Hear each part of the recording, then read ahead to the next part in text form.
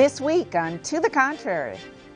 First, a record number of women up for re-election in the U.S. Senate. Then, an education budget favoring school choice over public education. Behind the headlines, forced marriage in the U.S.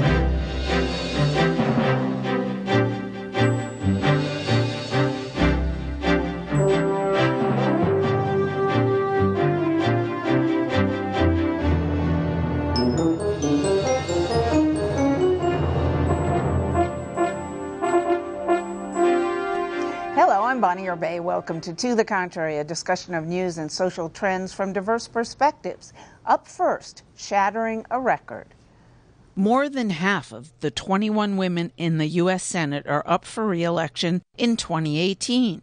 10 of them are Democrats, only one a Republican. Some of those Democratic women face tough races in states that went for Donald Trump in 2016. New York Senator Kirsten Gillibrand says she'll be working hard campaigning for her seat, but also plans to help bring along a new crop of Democratic politicians, and she's optimistic about Democrats' chances next year. We're going to win all our seats, and we might even flip a seat or two. And for your listeners and watchers, every 2 years, a third of the Senate is up. So 33 or 34 seats every 2 years. This year, 25 of the seats that are up are Democratic held. Only 8 are held by Republicans. And among those 25, 10 are women. And so we've got women running in red states, blue states, purple states. So you've got tough states like North Dakota, where Heidi Heitkamp's running, or Claire McCaskill in Missouri, red states, purple states like Michigan.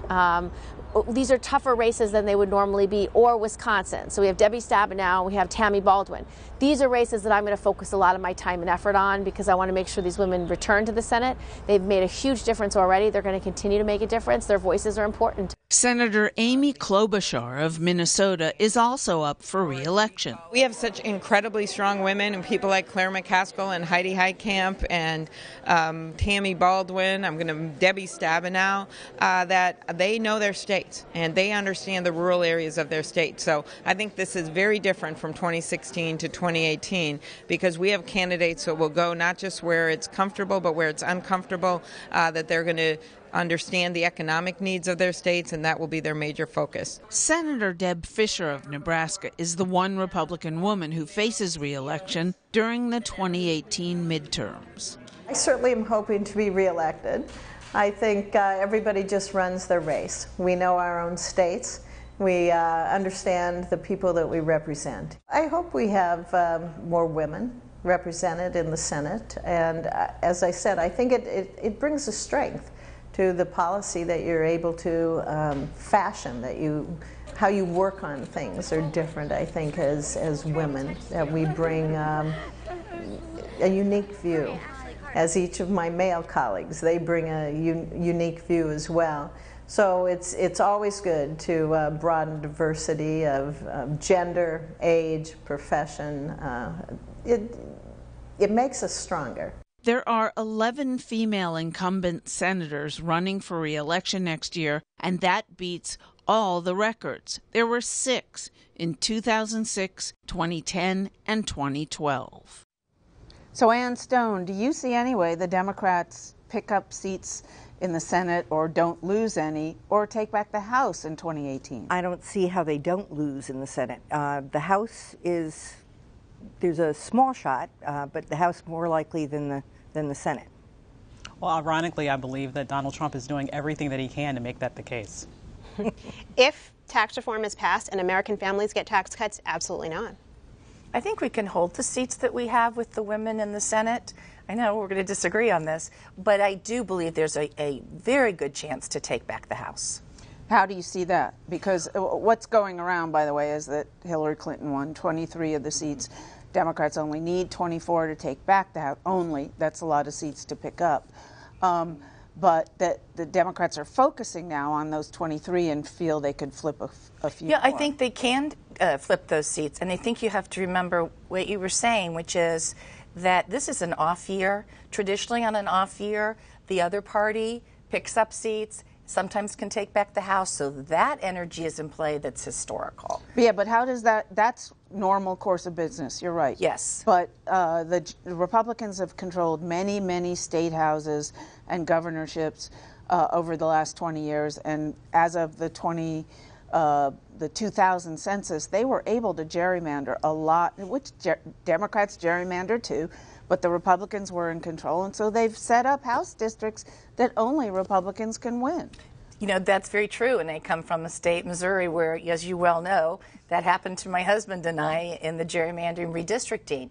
I'll give you an example, though, of what I do see. For example, Ann Wagner, who represents an R9 district in Missouri, is planning to run against Claire McCaskill. So you're probably going to have a woman against a woman in Missouri. That's going to open that seat up. R9, it's possible to win that seat, especially if you get some independents and some angry Republicans at the Trump administration. And I think that President Trump is helping us. And I want to thank him for that. I'm sure he'll accept those thanks and ignore it. But there's a reason that in the piece they kept mentioning 4 women. 2 of the 4 are very vulnerable, but McCaskill is one of them. So it's going to be very interesting. Why is she vulnerable? Well, her state was won by both Trump and Romney, so it's really hardcore Republican. But she's very popular, and she's got pretty unlimited resources, right? We'll see. It all depends on where the agenda stands. If Schumer is still seen as being the major, obstructionist that he is, and people in Missouri, in the flyover states, they like the Trump agenda. So if they see that the Senate is standing in the way, you could see some seats flip. I'm just going to say I disagree that Missouri's hardcore Republican. It has recently gone from purple to red on some elections, but it's not hardcore Republican. There are lots of Democrats, and there's big pockets of Democrats in the city.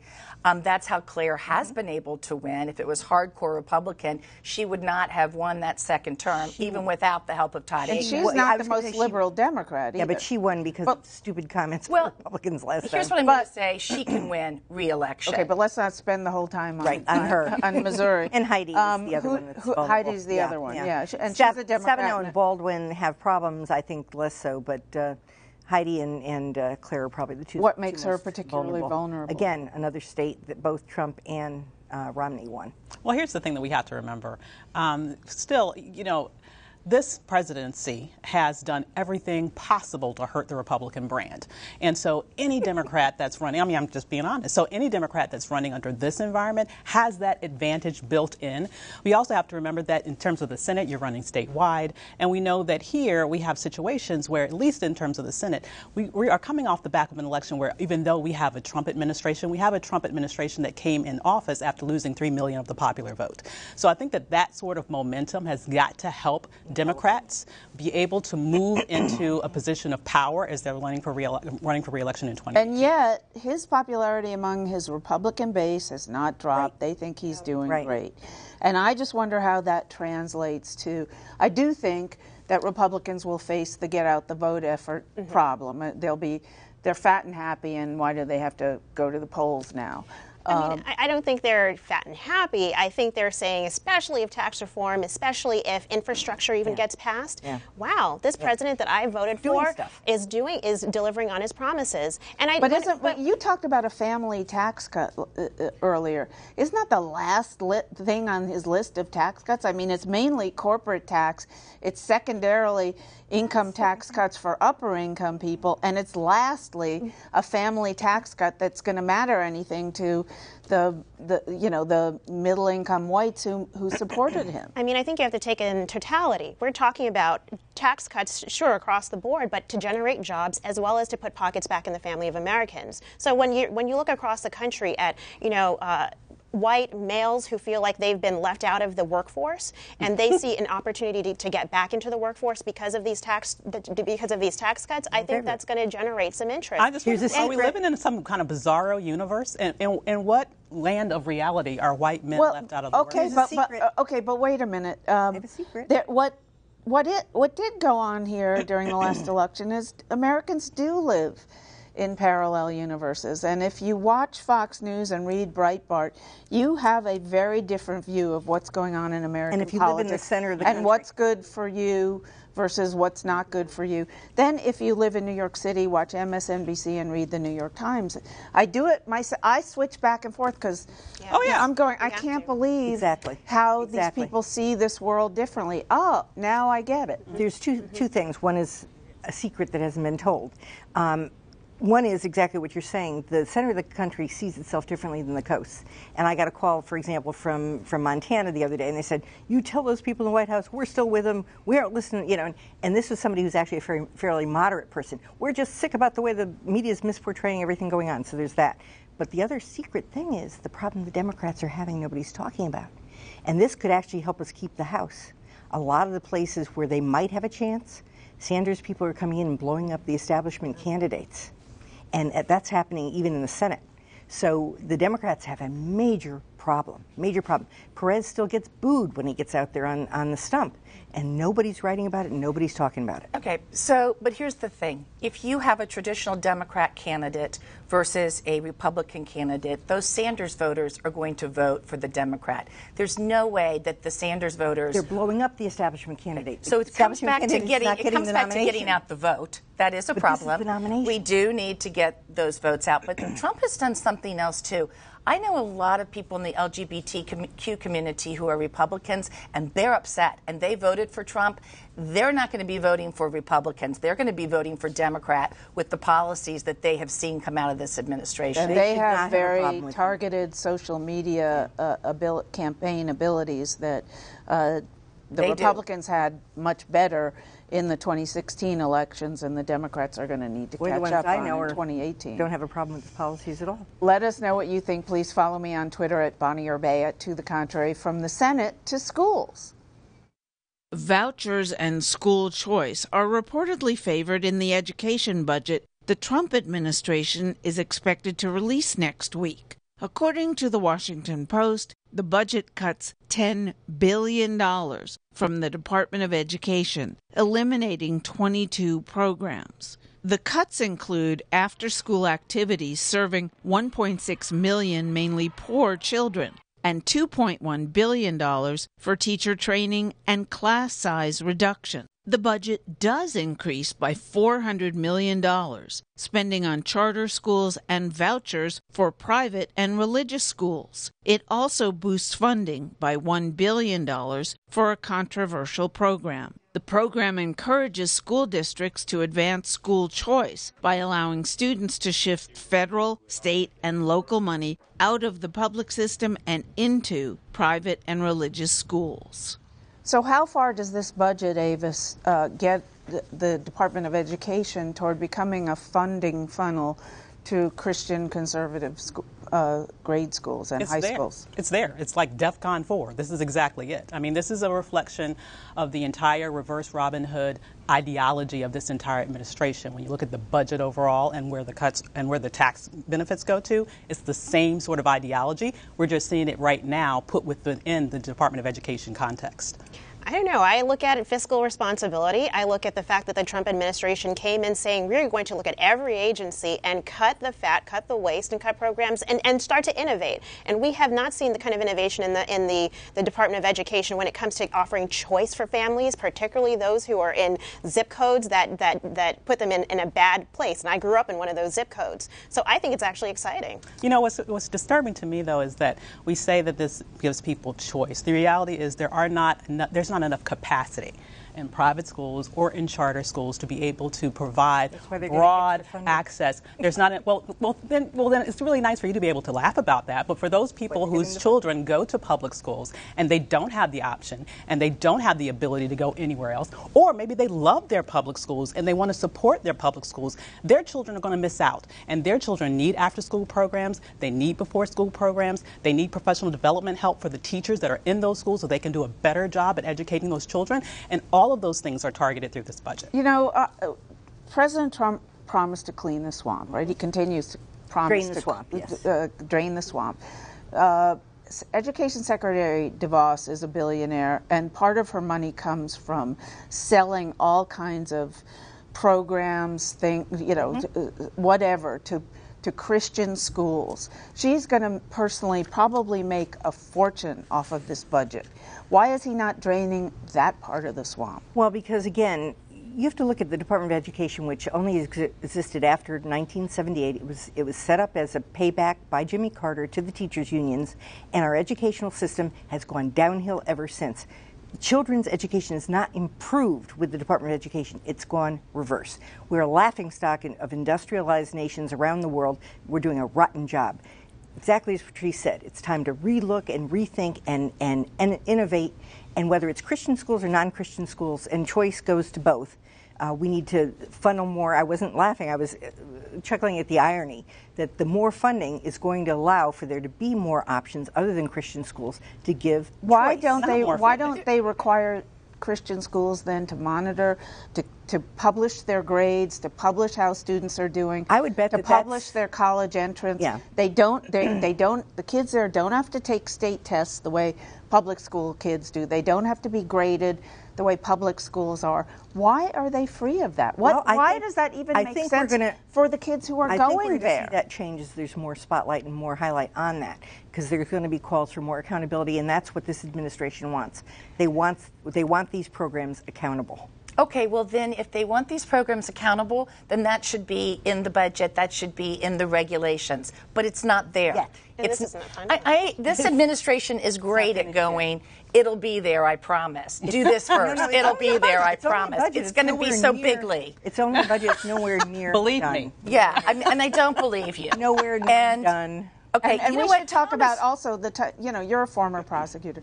Yes. We talked in a TTC Extra about the lawsuit against Baylor this week, that a woman was gang raped and videotaped and dragged in the street, and the students there, the football players, not all of them, but a lot of them seem like incredibly horrible, as Trump would say, people. Neanderthals. Guess who has to prosecute them? Right, the Department of Title Education. IX prosecution department, and that budget is going to be way cut. Right, and it's already down. Is there more sexual assault that's going to happen? Right, so what happens to that, to the useless Department of Higher Education They're not cutting and the lawyers, Education? unfortunately. You know, I just want to say this. From a historical perspective, Thomas Jefferson was the first person to institute a state university. Yes. And I think he knew the importance of public education. State. Okay, so here's the deal. The problem with our education system is not Washington. It's not the Department of Education. It is systemic in our states. Our poor school districts, the money, how we fund them. Yep. Rich school districts get more money. You live in a poor area, you have less money. That's the problem we need to be looking at. When we look at Washington, D.C., I kind of find that hard to believe. But just jumping to higher education, I do think that there's a lot going on in this budget that says to student borrowers, we're going to hold you more responsible than certainly the previous administration did. All of the repayment plans and the we're going to forgive your debt is like saying, oh, I can go to my loan servicer on my house and say, I've paid a few years, forgive my loan. Absolutely, go ahead. Do you know how many states are not funding higher education? They'll fund the elementary level, they'll fund the high schools, but they don't give money to higher education. And the skyrocketing costs of higher educations, and the students have been bearing that. They come out drowning in debt. And now you're going to say, oh, you bad students who go to school and try to educate yourself and better yourself? What's going on is the issue is that not that they're saying, oh, go ahead and just get all this education and never pay for it. What has actually happened here under the Department of Education with this change in rules is that under the previous administration, you had an outreach to people who had fallen behind on their loans, help them to restructure their loans so they could get back on track. Under this administration, not only are they going to be more harsh about it, they're going to actually skyrocket the rate. So they're gouging. This is like, basically it's like you have some sort of bat that you're going after people, loan sharking individuals who already are drowning in student loan debt. Are we going to invest in our next education and our next generation in this country, or are we not? And that's exactly what it looks like. And that is the most extreme example of possibility, not the reality. All right, we got to move to the next topic. Okay. Sorry. Behind the headlines, forced marriage in the U.S. When Americans hear the term forced marriage, they think about other countries. But that discounts thousands of suspected cases of forced marriage in our own country.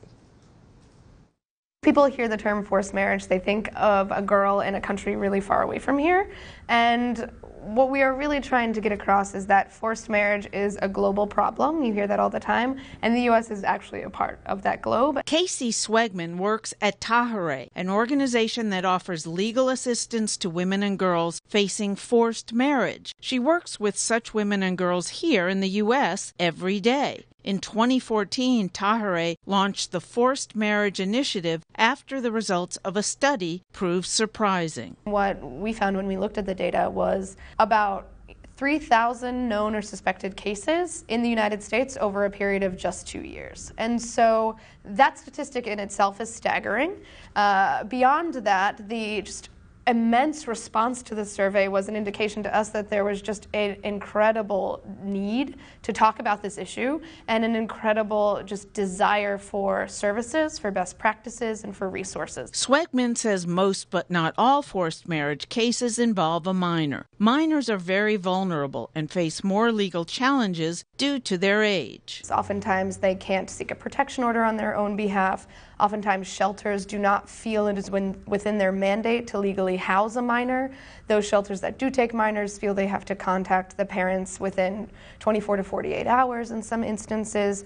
And in some states, minors can't even petition for their own divorces. And once a minor is married, they fall out of the mandate of Child Protective Services. In some cases, the threat of losing family and community outweighs the fear of a forced marriage. Swegman says victims feel paralyzed, unsure of what to do next. What we typically see is someone facing extreme pressure, emotional abuse, psychological abuse, threats of violence, sometimes actual violence, and just feeling like the pressure from their parents, the pressure from their community. For someone who is facing a forced marriage, those threats are very, very powerful. Swegman says the reasons for forced marriage range from religion to gaining citizenship in the U.S. Some families believe the practice strengthens communities, but Swegman says it does just the opposite. You have the right to refuse a forced marriage. While parents have plenty of power and control over their young children, they are not legally empowered to force their children into marriage, and we're here